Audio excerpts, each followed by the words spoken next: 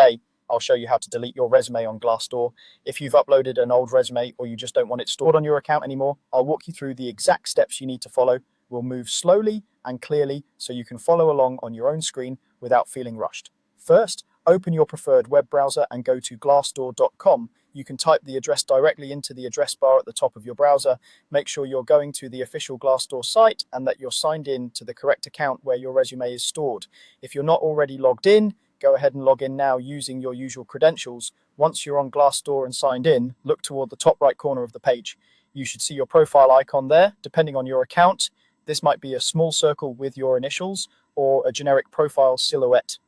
Click on that profile icon. This is how you access your personal settings, including the information connected to your resume. After you click the profile icon, a menu or profile area will open. In this section, look for a small pencil icon. The pencil icon usually represents edit on most websites, and Glassdoor is no different. Click on that pencil icon to open the editing view for your profile. This is where you can adjust details about your profile, including the resume you've uploaded. With the editing area open, start scrolling down the page. Take your time here, because you might pass other sections like your headline, current position, or other profile details. Keep scrolling until you see the section that shows your resume. It should clearly indicate that a resume has been uploaded to your account, often showing the file name or a resume label. Once you see that, you're in the right place. Next to your resume, you'll notice an icon with 3 dots. This is commonly called the More Options or Overflow menu, and it usually hides additional actions you can take on that file.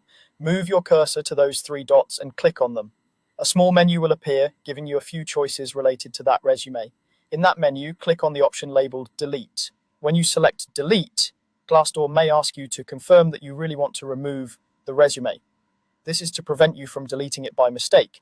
If a confirmation message appears, read it carefully, then confirm that you do want to delete the file. Once you confirm, your resume will be removed from your Glassdoor profile.